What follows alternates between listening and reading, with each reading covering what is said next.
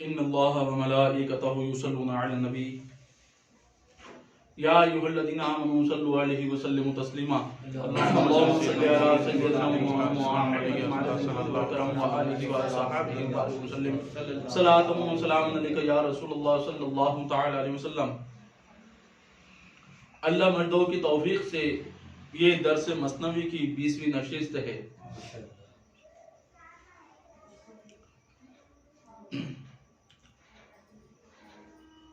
جیسا کہ آپ تمام حضرات کو یہ بات معلوم ہے کہ جناب مولانا رومی علیہ رحمت و رضوان ایک ایسے کامل اور ایک ایسے عارف باللہ اور ایک ایسے خدا شناس مرد گزرے ہیں کہ جنہوں نے اپنی زندگی میں معرفت الہی تو حاصل کی ہی اور بے شمار لوگوں کو اللہ کے راہ میں اور اللہ تک واصل کیا۔ جناب رومی رحمت اللہ علیہ نے اس کتاب میں بڑے عمدہ واقعات، حکایات، قرآن اور حدیث کی تفاسیر اور بڑے عمدہ اولیاء کرام کے احوال، ان کے کرامات اور ان کی پند و نصیحت کو بڑے عمدہ طریقے سے اس مثنوی شریف میں بیان فرمایا۔ چونکہ جناب رومی رحمت اللہ علیہ اپنے وقت کے ایک بہت بڑے عالم، بہت بڑے امام اور اس کے علاوہ ایک بہت بڑے محبوب الہی گزرے ہیں، اس لیے ان کی کتاب میں بے شمار علم کے موتی، بے شمار علم کی گہرائی نظر آتی ہے۔ آئیے بلا تمہید اب جناب رومی رحمت اللہ علیہ نے جو یہاں پر اللہ کے ذکر کی فضیلت، اللہ کے ذکر کی برکت کو بیان فرمایا، ہم اس کو ذکر کرتے ہیں۔ دیکھیے اللہ کا جو ذکر ہے، ذکر کی 3 قسمیں ہوتی ہیں۔ ایک ذکر بالجسم، ایک ذکر باللسان اور ایک ذکر قلبی، یعنی ذکر کی 3 قسمیں ہیں۔ ذکر بالجسم یہ ہے کہ بندہ راستے سے چل رہا ہو، راستے میں کوئی تکلیف دار چیز ہے اس کو ہٹا دیا، یہ ذکر ہوا جسم کے اعتبار سے۔ راستے سے کوئی پتھر کو، کوئی کانٹے کو، کوئی تکلیف دار چیز کو ہٹا دینا تاکہ اس سے کسی مسلمان کو گزند یا کوئی تکلیف نہ پہنچے، یہ ذکر بالجسم ہے۔ اور اسی طرح جب بندہ بیٹھ کر اللہ کا ذکر کرتا ہے، اللہ کا نام اپنی زبان سے لیتا ہے، لا الہ الا اللہ شریف پڑھتا ہے، الحمدللہ شریف پڑھتا ہے، تو یہ ذکر باللسان ہوا، یعنی اپنی زبان سے اللہ کا ذکر کرنا۔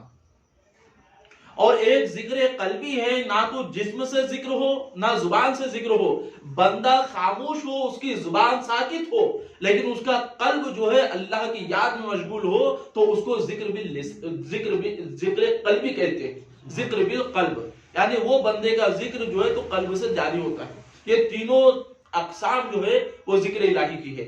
چاہے بندہ جسم کے ذریعے اللہ کا ذکر کرے، چاہے بندہ زبان کے ذریعے اللہ کا ذکر کرے، چاہے بندہ دل کے ذریعے اللہ کا ذکر کرے، جب بھی بندہ اللہ کا ذکر کرتا ہے تو وہ ذکر ایک نور اور روشنی بن کر جو ہے اللہ کی بارگاہ میں مقبول کیا جاتا ہے اور اس کا اجر و ثواب دیا جاتا ہے، اور اس کے ذریعے بندے کے مراتب، درجات اور اس کے عہدے کو بلند کیا جاتا ہے۔ اسی طرح جب بندے اللہ کا ذکر کرتے ہیں تو ان کے دل میں خیال آتا ہے کہ ہم تو اللہ کا ذکر کر رہے ہیں، تو اللہ شاید اس ذکر کو قبول کر رہا ہے کہ رد کر رہا ہے، یہ خیالات دل میں پیدا ہوتے ہیں۔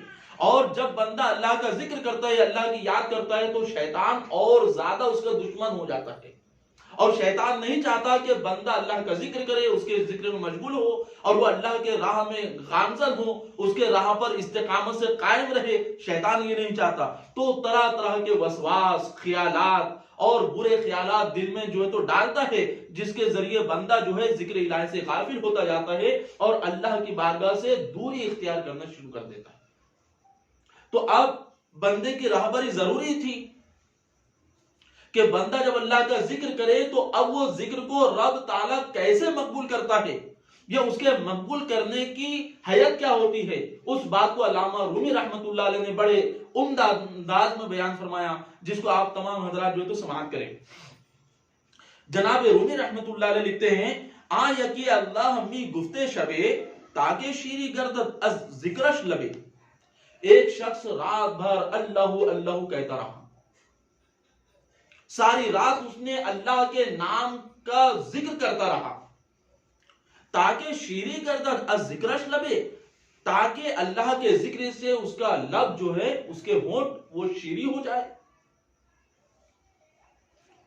گفت شیطانش خاموش اے سخت رو، چند گوئی آخر اے بسیار کو۔ شیطان کو جو طبعاً اس کے ذکر سے تکلیف پہنچی تو شیطان اس کے پاس آیا۔ اب اس کے پاس آنے کا اس کا انداز یا تو یوں ہوگا کہ وہ کوئی شکل اختیار کر کے اس کے سامنے آیا، یا اس کے دل میں اس نے وسوسہ ڈالا۔ شیطان اس کے پاس آیا اور اس سے کہا کہ چند گوئی اے آخر بسیار کو، تو نے اسے، تو شیطان نے اس سے کہا کہ تو نے رات بھر اللہ کا ذکر کیا، اللہ اللہ کہتے ہوئے ساری رات گزار دی، ہاں، اور اتنی ساری رات تم نے اللہ کے ذکر میں گزار دی، اور ساری رات تم نے اللہ اللہ کرتا رہا۔ ای ہما اللہ گفتی ازو تو خود یا کہ اللہ را لبیک کو، تو نے اس قدر غلو کے ساتھ اللہ اللہ کہا، یعنی تو نے اتنی زیادہ مرتبہ اللہ اللہ کہا، مگر یہ تو بتا اس کے جواب میں اللہ نے لبیک کا جواب دیا؟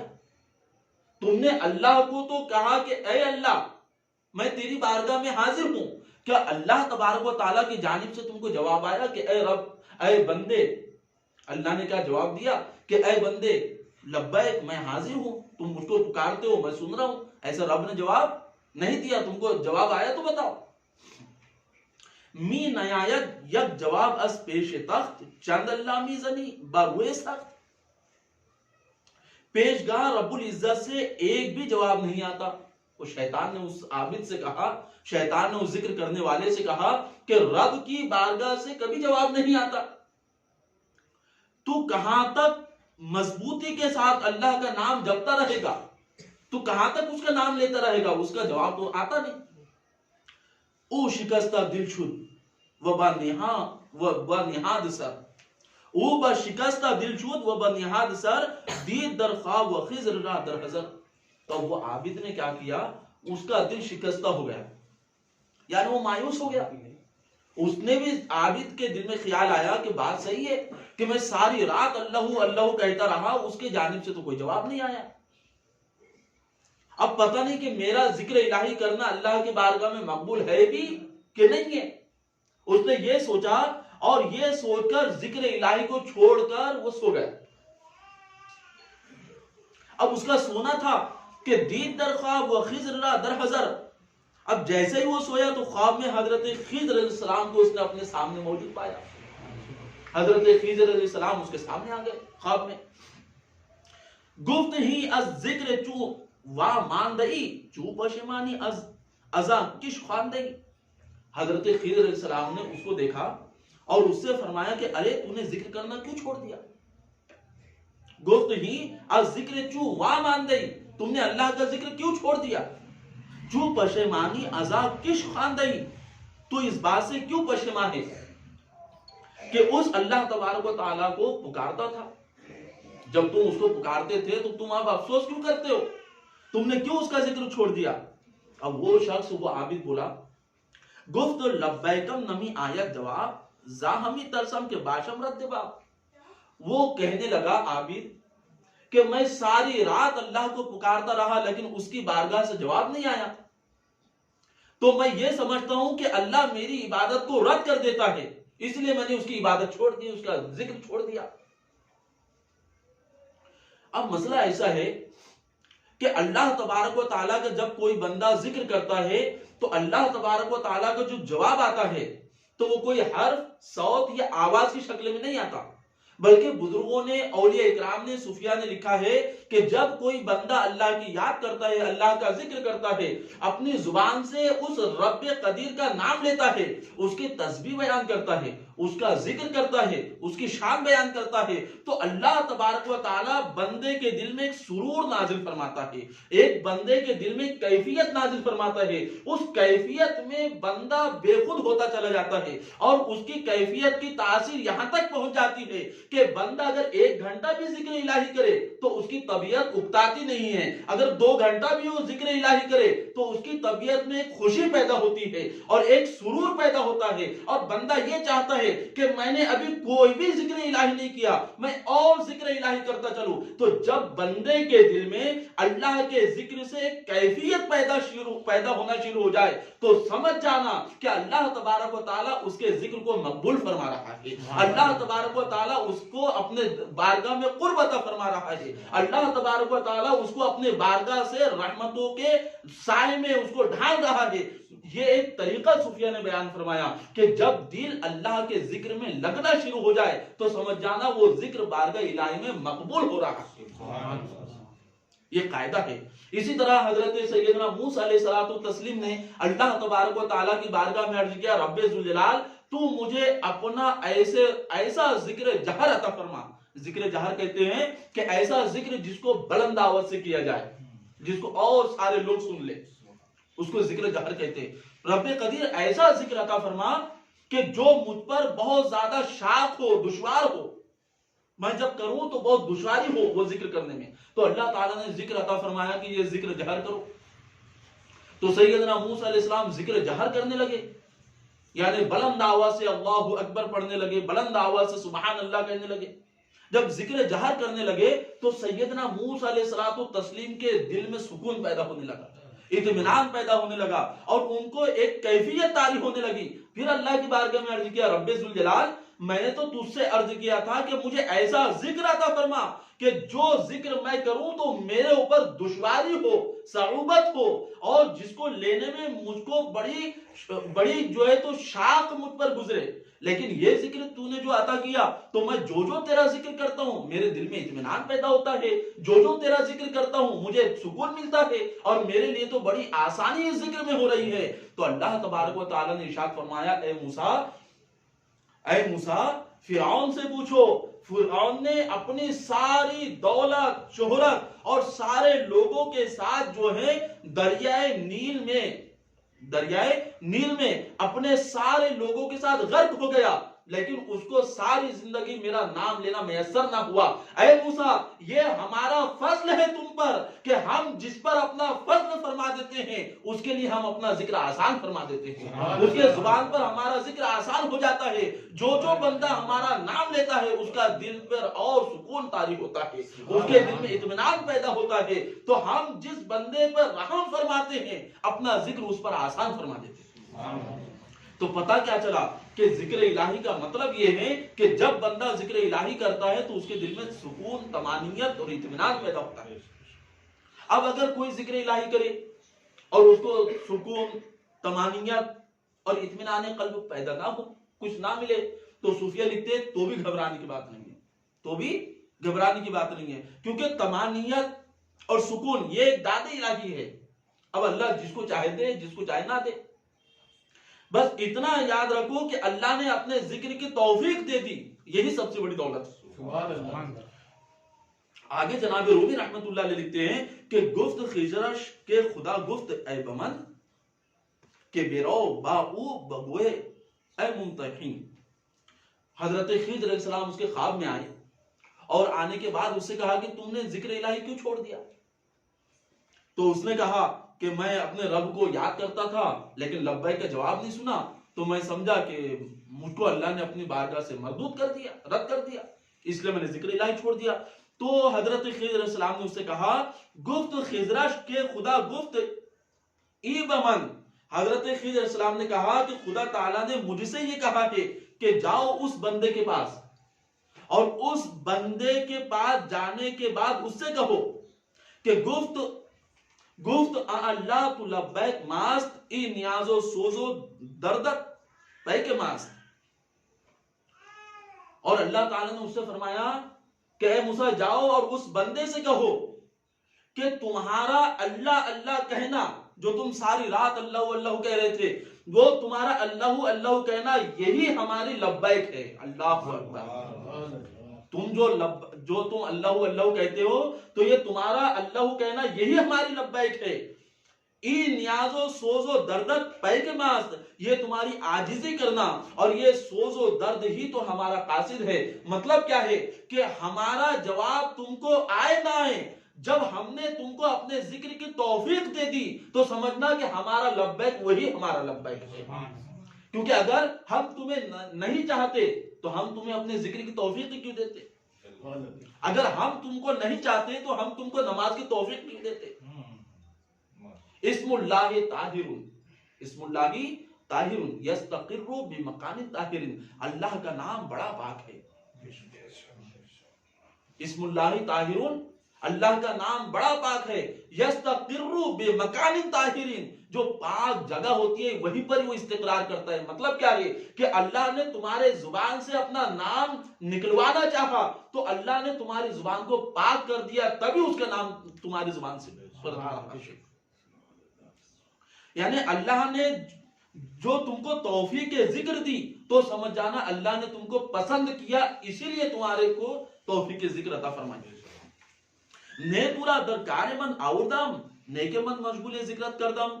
بڑی پیاری بات جناب رومی رحمت اللہ علیہ لکھتے ہیں کہ اللہ تعالیٰ نے فرمایا کہ نے پورا درکار من آوردم، کیا میں نے تجھے ہی عبادت کے کام میں نہیں لگایا؟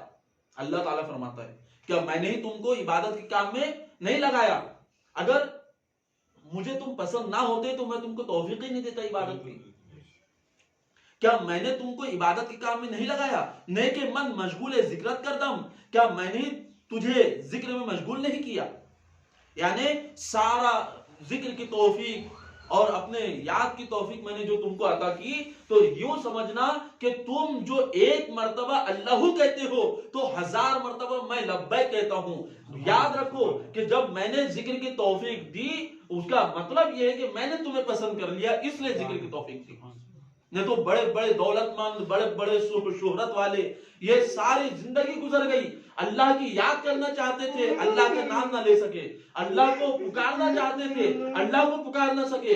اللہ نے جس کو اپنا بنانا چاہا اس کو اپنے نام کی توفیق عطا کر دی، اور وہ اللہ کا ذکر کرتا چلا، اللہ کی بارگاہ میں مقبول ہوتا چلا۔ یہ ذکر الہی ہے، اور اللہ غنی، ذکر الہی کی تاثیر اور کرامت، اللہ اکبر۔ جو لوگ اللہ کا ذکر کرتے ہیں، جو لوگ اللہ کی یاد کرتے ہیں، تو اللہ کا ان پر احسان کیا ہوتا ہے؟ حدیث قرآن پاک میں ہے، اللہ تبارک و تعالی ارشاد فرماتا ہے فَقْرَؤُوا مَا تَيَسَّرَ مِنَ الْقُرْآنِ، جو کچھ قرآن سے ہے اس کی تلاوت کرو۔ یعنی آپ یہ سمجھیے جو ہم قرآن پاک کی تلاوت کرتے ہیں تو قرآن پاک میں اللہ نے بڑی برکت رکھی ہے۔ حضرت سیدنا امام شافعی رضی اللہ تعالیٰ عنہ وہ بیان کرتے ہیں کہ میں نے اپنے رب کو 100 مرتبہ خواب میں دیکھا۔ اللہ اکبر، 100 مرتبہ اللہ تبارک و تعالیٰ کو دیکھا، اور 100 مرتبہ حضرت امام شافعی نے ایک ہی سوال اپنے رب سے کیا، اے رب ذوالجلال تو کس عمل سے خوش ہوتا ہے؟ اے رب ذوالجلال تو کس بات سے خوش ہوتا ہے؟ تو اللہ تبارک و تعالیٰ نے ارشاد فرمایا میں تلاوت کلام ربانی سے خوش ہوتا ہوں، میں اپنے کلام کی تلاوت سے خوش ہوتا ہوں۔ تو حضرت امام شافعی نے عرض کیا کہ اے رب ذوالجلال اگر کوئی سمجھ کے قرآن پاک کو پڑھے تب تو خوش ہوتا ہے، یا کوئی بغیر سمجھے قرآن پاک کی تلاوت کرے تب تو خوش ہوتا ہے؟ تو اللہ تبارک و تعالیٰ نے ارشاد فرمایا جو بندہ سمجھ کے پڑھے یا بغیر سمجھے پڑھے، جو بھی میرے کلام کی تلاوت کرتا ہے وہ میرے بارگاہ میں مقبول ہوتا جاتا ہے۔ حدیث پاک میں ہے کہ جو شخص، مفسرین نے لکھا ہے کہ جو شخص 50 آیتیں قرآن پاک کی دن یا رات میں کبھی بھی 50 آیت اگر قرآن پاک کی تلاوت کر لیتا ہے تو اللہ تبارک و تعالیٰ اس کو غافلوں میں نہیں لکھتا، اللہ تبارک و تعالیٰ اس کو غافلوں میں نہیں لکھتا۔ اور جو 100 آیات قرآن پاک کی پڑھ لے تو اللہ تبارک و تعالیٰ اپنے مقربین میں اس کا نام لکھ دیتا ہے۔ دیکھیے قرآن کی عظمت دیکھو، جو 100 آیات قرآن پاک کی پڑھتا ہے تو اللہ اپنے مقربین میں اس کا نام لکھتا ہے، اور جو قرآن پاک کی 200 آیتوں کی تلاوت کرتا ہے تو اللہ تبارک و تعالی جو ہے اللہ کا جو کلام ہے قرآن پاک وہ بروز محشر اس سے خصومت نہیں کرے گا، یعنی اس کے متعلق جھگڑا نہیں کرے گا۔ اور مفسرین لکھتے ہیں کہ جو قرآن پاک کی 500 آیتیں دن میں یا رات میں، دیکھیے انا اعطیناک الکوثر یہ ایک آیت ہے، الحمدللہ رب العالمین یہ ایک آیت ہے، تو اس طرح اگر کوئی 500 آیتیں روز صبح پڑھے یا شام پڑھے تو مفسرین لکھتے ہیں اللہ تبارک و تعالیٰ اسے ایک قنطار ثواب عطا فرماتا ہے۔ اور قنطار کس کو کہتے ہیں؟ گائے یا بیل کا جو چمڑا ہوتا ہے وہ چمڑا بھر کے سونا چاندی خیرات کرنا اس کو قنطار کہتے ہیں۔ جو 500 آیت قرآن پاک کی تلاوت کرتا ہے تو اللہ تبارک و تعالیٰ اسے ایک قنطار ثواب عطا فرماتا ہے۔ اور یہ جو سورہ اخلاص ہے، قل هو اللہ احد شریف، اللہ اکبر، یہ سارے قرآن پاک میں سب سے بہتر، یعنی سارا قرآن پاک تو بہتر، لیکن قرآن پاک میں جو سورہ اخلاص ہے قل هو اللہ احد شریف، اس میں کیونکہ اللہ کی صفات کا بیان ہے، اللہ کی عظمت کا بیان ہے، اس میں بیان ہے قل هو اللہ احد، اے محبوب آپ فرما دو وہ اللہ ایک ہے، اللہ کی وحدانیت کو بیان کیا گیا۔ اللہ الصمد، اللہ بے نیاز ہے، اس کو کسی کی ضرورت نہیں ہے، نہ کسی کے عبادت کی ضرورت ہے، نہ کسی کے صدقے خیرات نہ حج و زکات کی ضرورت ہے، اس کو کس کی ضرورت ہے؟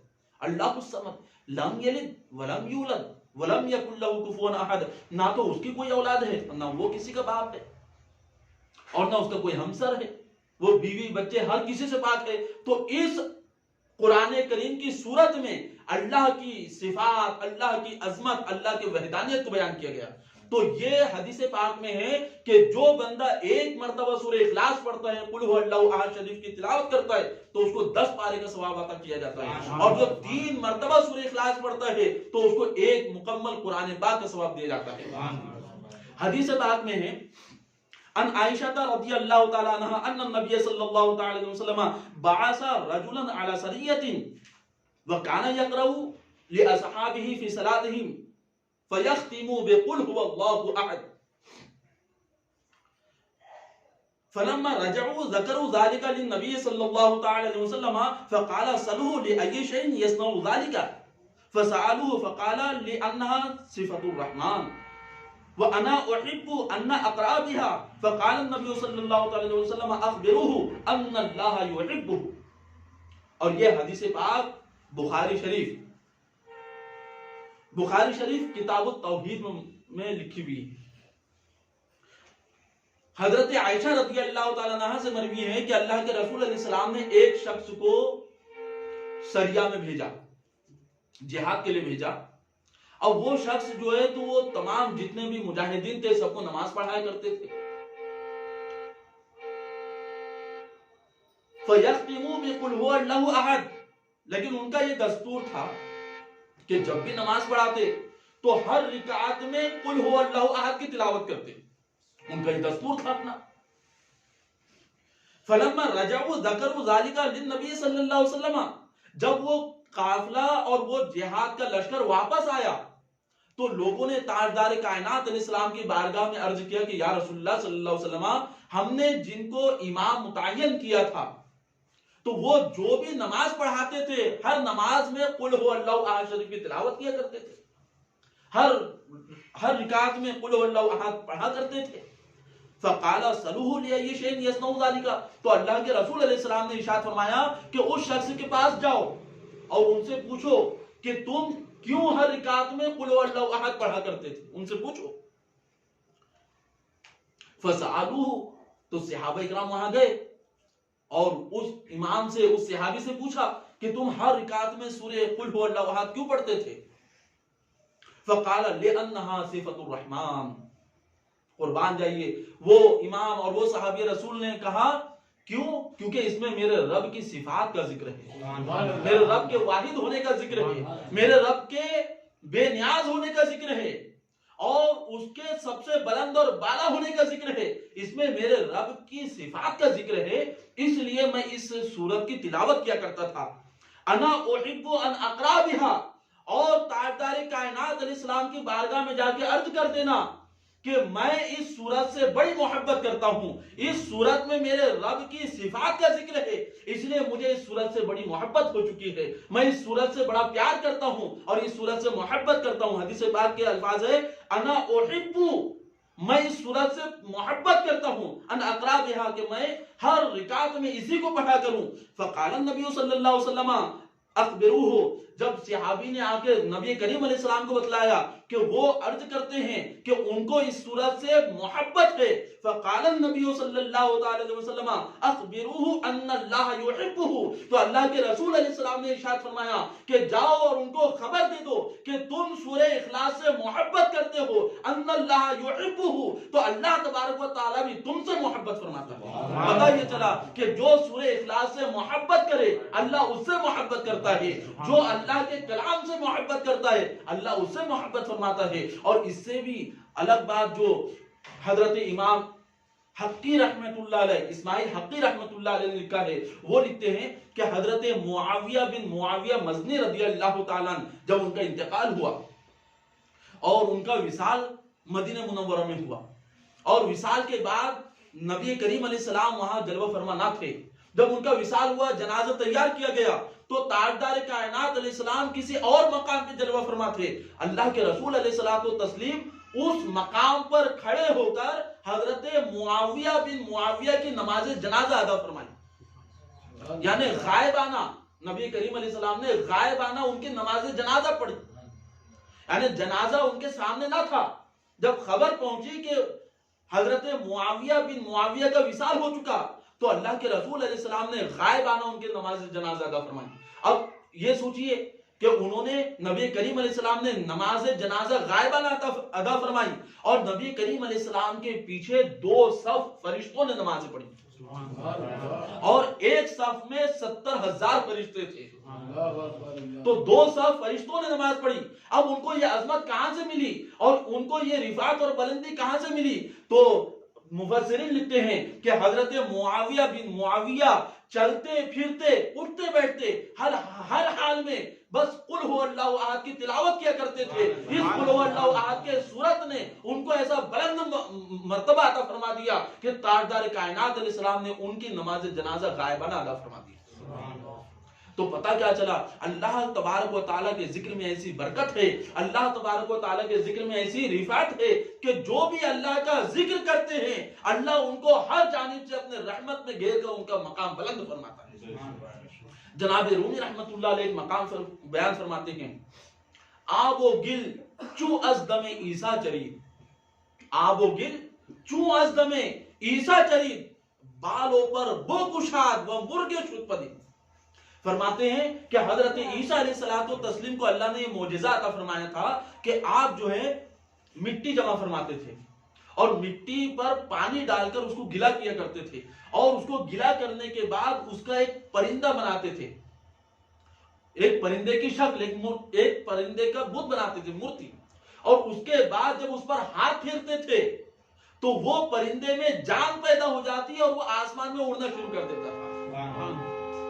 آب و گل چو از دم عیسیٰ چرید، جب پانی اور مٹی کا پرندہ حضرت عیسیٰ علیہ السلام کا دم پاتا تھا، بالوں پر بو کشاد و مرغ شد پدید، تو وہ اپنے پر کھول کر ایک حقیقی پرندہ بن کر آسمان میں اڑنے لگ جاتا تھا.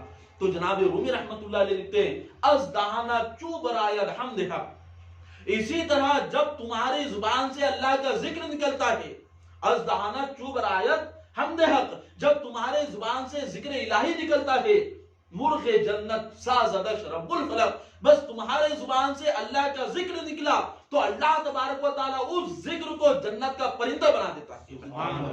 مطلب کیا ہے کہ اللہ تبارک و تعالیٰ کا ذکر جب بھی جو بندہ کرتا ہے تو اللہ تبارک و تعالیٰ اس ذکر کو اپنی بارگاہ میں مقبول فرما کر اس بندے کے مقام کو بلند فرما دیتا ہے. تو اللہ کے ذکر سے کبھی غافل نہیں ہونا ہے، اللہ کی یاد سے، اللہ کے ذکر سے اور اللہ کی محبت سے، کیونکہ ذکر الہی ایک ایسی چیز ہے کہ جو انسان کے قبر کی دنیا کو آباد کر دیتی ہے.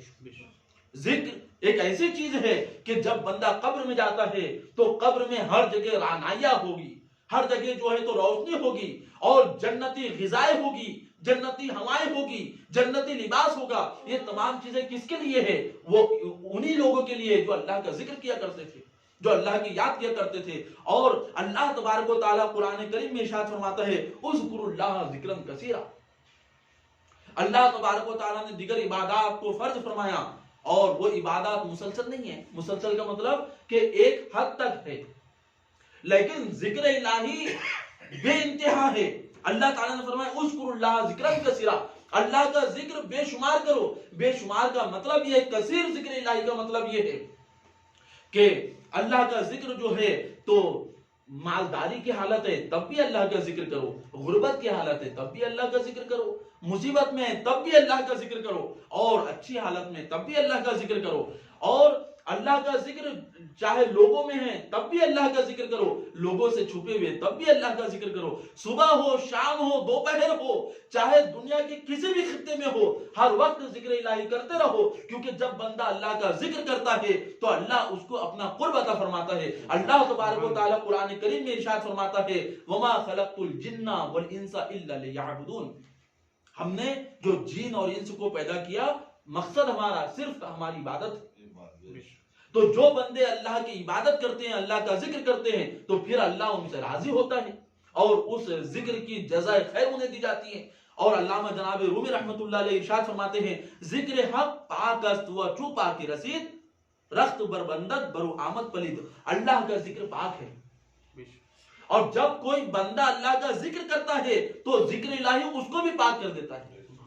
اللہ کا ذکر پاک ہے، اور جو بندہ اللہ کا ذکر کرتا ہے تو وہ ذکر اس کو بھی پاک کر دیتا ہے. رخت بربندت برو آمد پلید، اور جس طرح کوئی شخص مکان کو خالی کر کے اپنے ساز و سامان کو باندھ کر نکل جاتا ہے، تو جب کوئی بندہ اللہ کا ذکر کرتا ہے تو ساری برائیاں اس کے پاس سے نکل کر دور چلی جاتی ہیں اور وہ پاکیزہ بن جاتا ہے. می گریزت زدہا از زدہا شب گریزت چبر افروزت زیا. زد سے بھاگا کرتی ہے، جیسے رات ہے جب دن نکلے گا تو رات چلی جائیں گی. تو اسی طرح جب اللہ کا ذکر بندہ کرتا ہے تو یہ ذکر الہی جہاں جب گیا اب وہاں پہ ظلمتوں کا، قدرتوں کا اور برائیوں کا کوئی کام نہیں. جب بندے کے دل میں اللہ کا ذکر جمع یہ تمام برائیاں نکل گئی، سب دور ہو گئی. چوب رایت نام پاک اندر دہاں نے پلیدی ماند ونے آدہاں.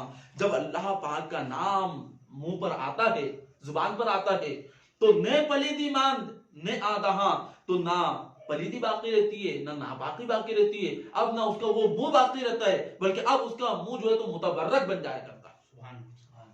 تو بتانے کا مقصد یہ ہے کہ اللہ تبارک و تعالیٰ کے ذکر میں بڑی تاثیر ہے.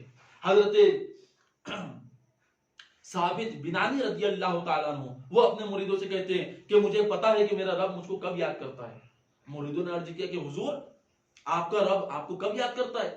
تو آپ نے ارشاد فرمایا کہ اللہ تعالیٰ قرآن کریم میں ارشاد فرماتا ہے فَاذْكُرُونِي أَذْكُرْكُمْ، تم مجھے یاد کرو میں تمہارا چرچا کروں گا. تو انہوں نے کہا جب بھی میں اپنے رب کا ذکر کرتا ہوں تو میرا رب میری یاد کرتا ہے. فَاذْكُرُونِي أَذْكُرْكُمْ، تم میرا ذکر کرو میں تمہارا چرچا کروں گا. مطلب کیا ہے؟ بندہ جو ہے عام بندوں میں بیٹھ کر اس کا ذکر کرتا ہے، لیکن رب قدیر کی شان غفاری دیکھو، اللہ تبارک و تعالیٰ نورانی مخلوقوں میں اس کا ذکر فرماتا ہے، فرشتوں کے درمیان اس کا ذکر فرماتا ہے.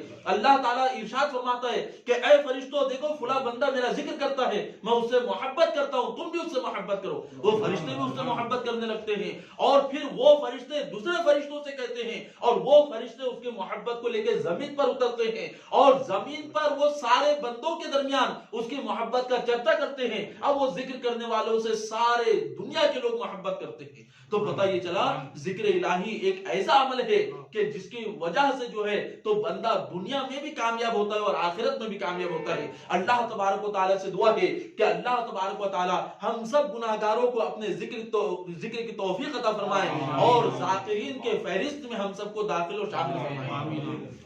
کریمہ کار سازہ بند نوازہ رب قدیر رب ذوالجلال تاجدار کائنات رحمت عالم جناب محمد مصطفیٰ صلی اللہ تعالی علیہ وسلم کے توسل سے رب ذوالجلال تمام مسلمانوں کی بخشش و مغفرت فرما، سب کے گناہیں صغائر و کبائر کو بخش دے معاف فرما، سب کی جان و مال عزت و آبرو کی حفاظت فرما، سب کو بلیات سماویہ بلیات ارضیہ سے محفوظ و مامن فرما. رب قدیر سب کے گھروں میں، کام کاروبار میں، علم میں، عمل میں، رزق میں، عمر میں برکت عطا فرما. رب ذوالجلال ہم سب گناہگاروں کو اپنے ذکر و فکر کی توفیق عطا فرما.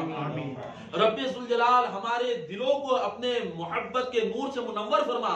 ہم سب کو رب قدیر اپنے ذکر کی چاشنی عطا فرما. رب ذوالجلال ایسے بندوں سے محبت کی توفیق عطا فرما جو تیرے ذکر میں مشغول ہے. ایسے بندوں سے محبت کی توفیق عطا فرما جن بندوں سے تو محبت فرماتا ہے.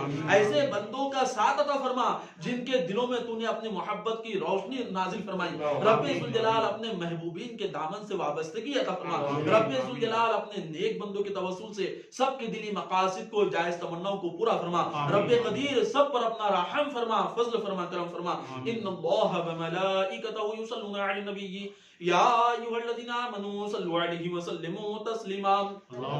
اللہ ربنا محمد صلی اللہ علیہ وسلم نحن عباد محمد صلی اللہ علیہ وسلم. سبحان ربک رب العزۃ عما یصفون وسلام علی المرسلین والحمد للہ رب العالمین.